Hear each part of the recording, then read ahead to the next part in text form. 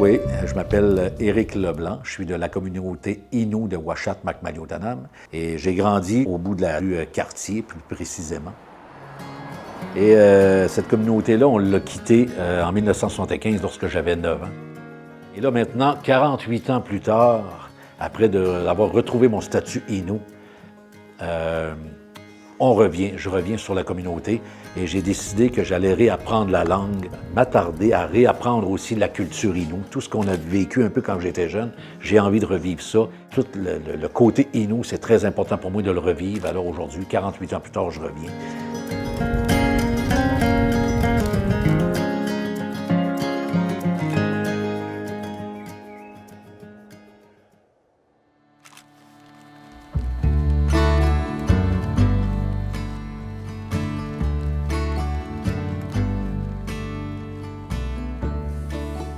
Je reviens sur la communauté et j'ai décidé que j'allais réapprendre la langue, que j'allais m'attarder à réapprendre aussi la culture Innu. Tout ce qu'on a vécu un peu quand j'étais jeune, j'ai envie de revivre ça et même plus, reprendre vraiment tout le côté Innu, c'est très important pour moi de le revivre. Alors aujourd'hui, 48 ans plus tard, je reviens. Puis c'est ça qui est important, c'est ce que je m'enligne pour faire pour les prochaines années, même pour le prochain restant de ma vie à vivre ici, à cette île dans la communauté de Uashat-Makmaliotanam.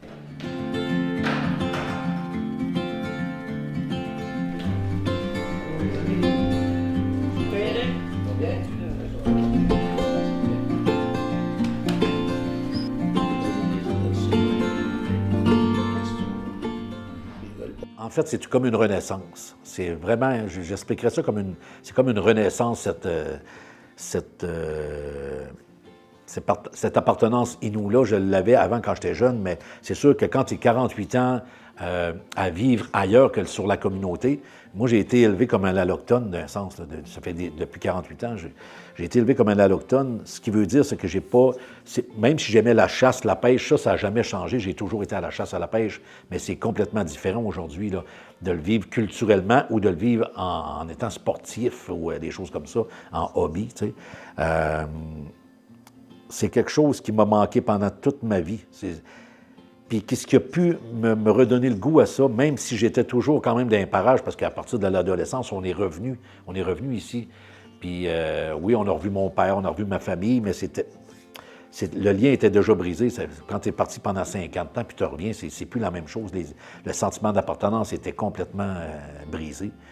Et par la suite, j'ai vécu en tant qu'allochtone. C'est sûr, j'ai été élevé d'une telle façon. Je n'ai pas été élevé sur la communauté. Alors, je n'ai pas pu m'imprégner de mon identité Innu, de la façon de vivre la culture Innu. Pendant une grande partie du 20e siècle, la loi sur les Indiens du Canada contenait des dispositions explicitement discriminatoires fondées sur le sexe. Jusqu'en 1985, cette loi prévoyait qu'une femme inscrite comme indienne au sens de la loi, notamment une femme Innu, perdait automatiquement son statut indien si elle épousait un homme sans statut, généralement un homme blanc ou non autochtone. Cette perte de statut était définitive et entraînait également la perte de droits connexes, dont le droit de résider dans la communauté et d'accéder à certains services fédéraux. De plus, les enfants issus de cette union ne pouvaient pas obtenir le statut indien, même si leur mère était membre d'une Première Nation. À l'inverse, lorsqu'un homme autochtone épousait une femme non autochtone, il conservait son statut et pouvait le transmettre à ses enfants. La conjointe pouvait même acquérir le statut par mariage. Cette asymétrie révèle le caractère patriarcal et sexiste de la loi, qui ne reflétait ni les traditions Innu, ni celles de plusieurs autres Premières Nations. En 1985, le Parlement du Canada a adopté le projet de loi C-31, qui visait à corriger certaines de ces discriminations. Cette réforme a permis à de nombreuses femmes autochtones de retrouver leur statut et a permis à leurs enfants d'y avoir finalement accès.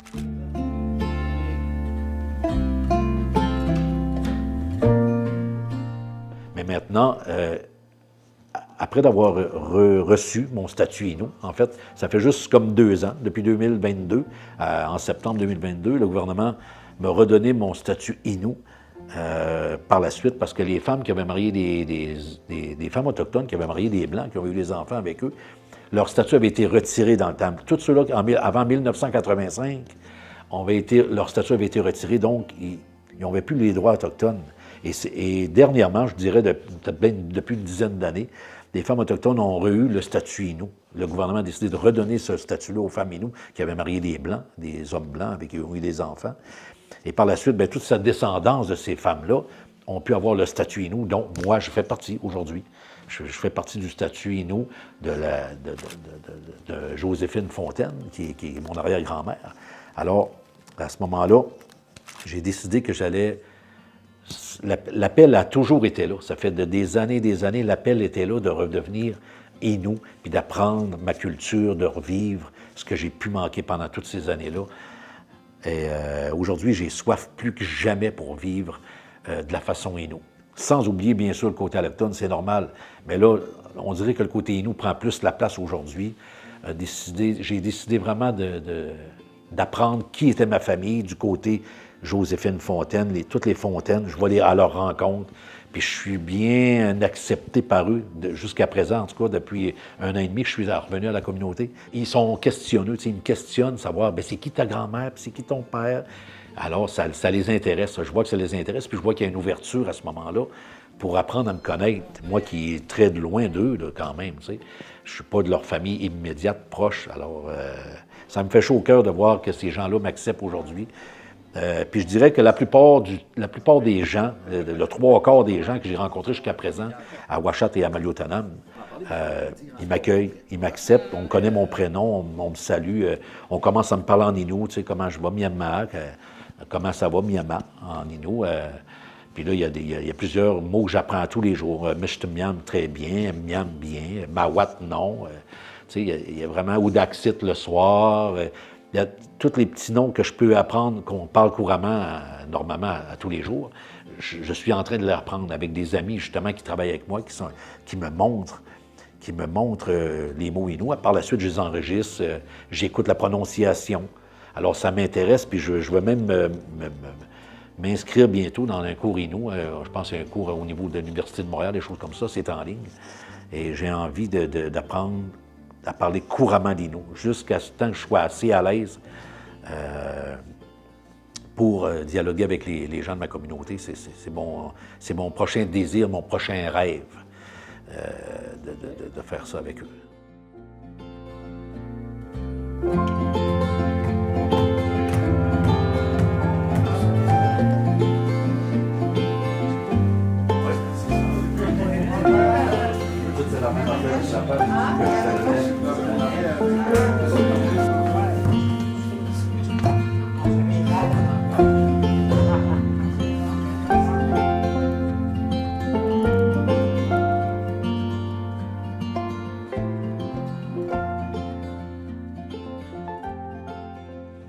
Mon enfance n'a pas été très facile, ça c'est sûr et certain, parce que mon père avait un problème de boisson, c'était un alcoolique en fait.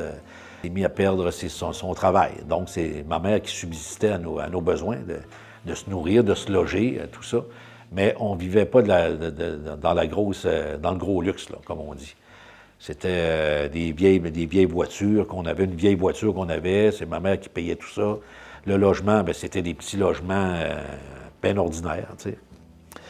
Le temps qu'on était avec mon père, puis qui était sobre à ce moment-là, bien, on allait en forêt, on allait à la chasse à la perdrix, on allait à la pêche. On faisait des partages. Je me vois encore en arrière de cette île, partir du lac de la Montagne avec le canot sur le dos. On traversait le lac. Après ça, on traversait à l'autre bout à pied en portage, moi et mon père, jusqu'au lac Gadel, le lac Robert, le lac Cachiwis, qui était en arrière. On allait pêcher là. C'était des journées mémorables. C'était des beaux moments.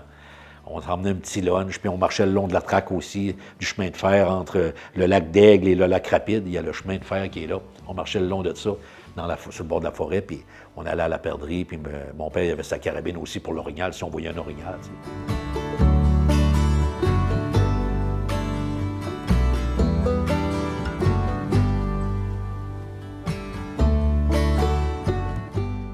La culture Innu qui est entrée dans ma vie comme ça n'est pas entrée seulement dans ma vie à moi. J'ai été même surpris d'apprendre que mes enfants pouvaient, eux aussi, avoir leur statut autochtone. Et c'est ce qui est arrivé. Un coup que j'ai eu mon statut autochtone, on a fait la demande pour mes enfants parce qu'on m'a assuré par le lien et tout ça, que mes enfants pouvaient avoir leur statut autochtone. On a fait la demande de ça, ma fille Audrey-Anne et mon fils Maxime Leblanc. Puis, quelques mois plus tard, le gouvernement nous a réécrit, et on dit, effectivement, votre fils va avoir tel numéro, votre fille aussi c'est accepté, vous allez avoir tel numéro. Alors, eux aussi ont eu leur lien, leur numéro de bande de la communauté de Wahat Pakmaliotanam, et ça les a surpris au départ, c'est sûr, parce que eux, ils n'ont peut-être pas autant, ils n'ont pas eu autant le désir que moi, ils n'ont pas vécu les problèmes que moi j'ai eus en étant jeune de partir d'une communauté. Ils n'ont jamais vécu sur la communauté, Innu, tout ça. Fait que c'est pas quelque chose qui les a travaillés autant que ça me travaillait moi en dedans, intérieurement. Mais ils étaient très contents d'apprendre ça quand même. Ils étaient très heureux de ça.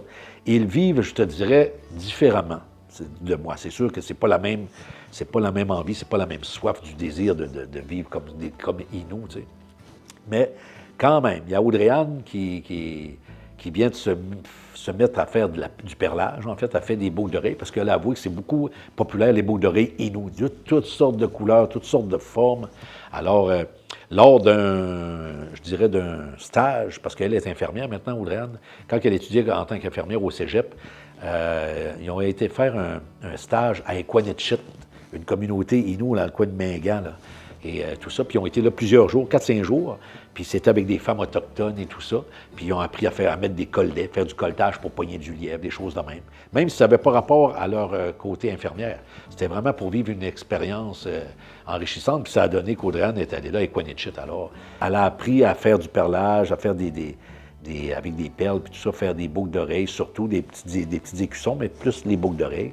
Puis depuis ce temps-là, elle s'est mise à acheter beaucoup de perles puis d'objets pour faire créer ces créations-là de perles, de boucles d'oreilles Innu, par le biais de des femmes, justement, qui sont sur la communauté, qui vendent de l'équipement pour faire ça.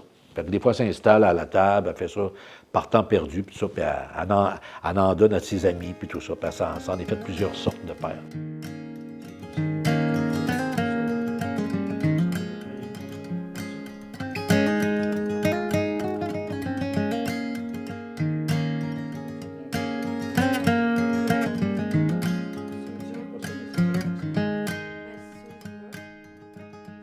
Maxime, par contre, là, présentement, il vit, ça fait des années, dans l'Ouest canadien. Il vit en Alberta, Maxime.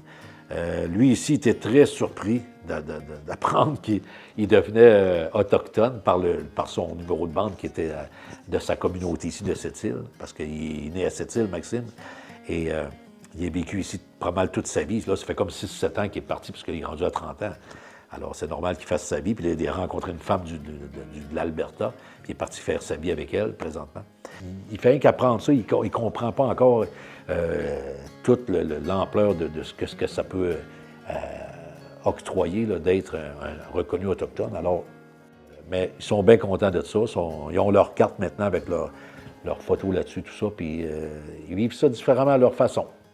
Fait que nous, pour l'instant, on est heureux comme ça, puis on va finir, moi surtout, on va finir ma vie comme ça, en tant qu'Innu, sans oublier le côté alloctone, ça c'est sûr, mais l'Innu va prendre vraiment beaucoup de place pour les années à venir dans ma vie, présentement, ça c'est sûr et certain.